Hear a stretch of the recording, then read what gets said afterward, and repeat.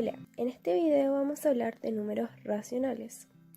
Este conjunto se define como los números escritos de esa forma, tal que A y B son números enteros y B es distinto de 0. Veamos cómo se relacionan con los otros conjuntos. Sabemos que los naturales están contenidos en los enteros, y ahora los racionales contienen a los enteros y a los naturales. Las partes de una fracción son las siguientes. El número de arriba se llama numerador y el de abajo denominador. Los tipos de fracciones son los siguientes. Fracción propia, en donde el numerador es menor que el denominador, y en la fracción impropia el numerador es mayor al denominador. En una fracción propia, esta es menor que 1, y en la fracción impropia, esta es mayor que 1. Para ver si dos números racionales son iguales, debemos compararlos. Y se hace de esta forma. A sobre B es igual a C sobre D. Si y solo si A por D es igual a B por C. Hagamos las operaciones en estos números. Si tenemos números racionales, la suma se hace de esta forma.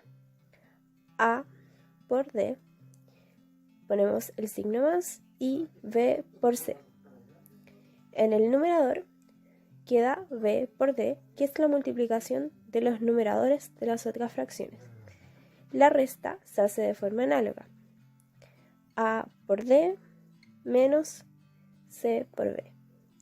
Y abajo queda en el denominador lo mismo. La multiplicación es hacia el lado. A por C y abajo queda B por D. La división es cruzada. A por D en el numerador y B por C en el denominador. Notamos que es muy similar a la multiplicación, solamente hay que dar vuelta la fracción de la derecha. Fracciones podemos amplificar. Esto consiste en multiplicar tanto el numerador como el denominador por el mismo número. También podemos simplificar. Es dividir numerador y denominador por el mismo número. Una fracción irreducible es aquella que no se puede simplificar más, y ocurre cuando el máximo común divisor entre el numerador y el denominador es 1. Ordenemos los racionales. ¿Cómo podemos saber que un racional es mayor que otro? Uno de los métodos es multiplicar cruzado. Si queremos saber que la fracción A dividido en B es mayor o igual que C dividido en D, debemos multiplicar A por D y ver si es mayor o igual que C por B. El otro método es igualar denominador. Tenemos dos racionales, igualamos sus denominadores amplificando, simplificando y luego comparamos sus nominadores. Veamos los números decimales. Tenemos el decimal exacto, en el cual las cifras después de la coma son finitas. El decimal infinito periódico. Acá, el número después de la coma se repiten de forma infinita y de forma periódica, porque siempre se repite el 65. En el decimal infinito semiperiódico tenemos un número que no se repite y luego un número que se repite de forma periódica infinitamente. Y el último es el decimal infinito no periódico. En este, las cifras después de la coma son infinitas, pero no siguen un patrón. Son conocidos este último como el conjunto de los números irracionales. Veamos las operaciones de decimales. Si queremos sumar y restar, podemos hacerlo mediante el método estándar, en el cual lo primero que se hace es igualar la cantidad de decimales. Acá tuvimos que ponerle un 0 al 1,5 para igualar los decimales del 2,20. Sumamos como números enteros y luego contamos la cantidad de decimales, que son 2. Contamos de derecha a izquierda y ponemos la coma. El otro método es fraccionario. Acá convertimos los decimales a fracción Vamos a simplificar la fracción de la derecha y sumamos.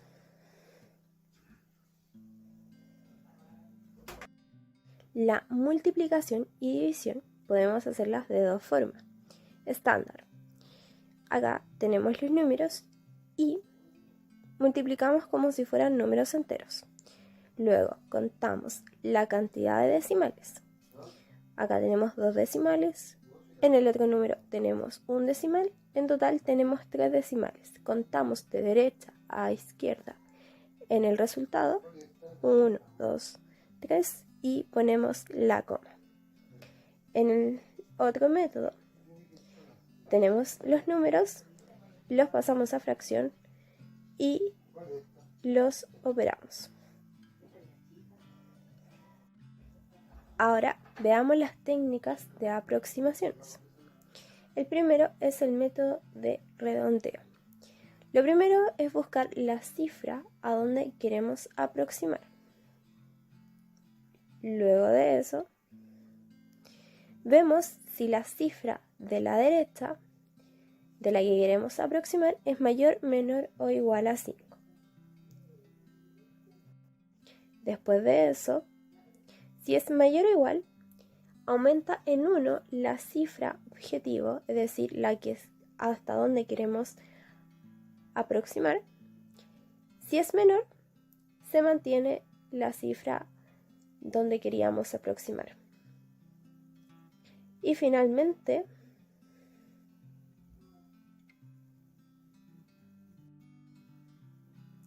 eliminamos el resto. El segundo método, el de truncamiento, buscamos la cifra decimal a la que queremos aproximar y lo siguiente es eliminar el resto de cifras a la derecha. Debemos notar que si el número resultante luego de hacer la aproximación por cualquiera de los dos métodos es mayor que el número original, se aproximó por exceso. Si es menor, se aproximó por defecto. ¿Qué son las cifras significativas? Es contar las cifras distintas de 0, solo considerando el 0 si luego de este hay un número distinto de 0. Veamos. Tenemos ese número. Contamos las cifras significativas. Tenemos 1, 2, 3, 4, 5 y 6. En este ejemplo, contamos el 7, el 8. Solo 2 cifras significativas porque ese 0 no cuenta.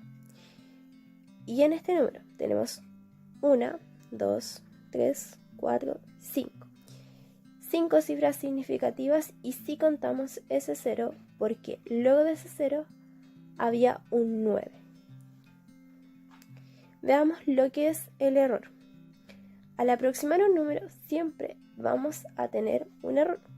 Este se calcula como el valor absoluto entre el número sin aproximar y el número después de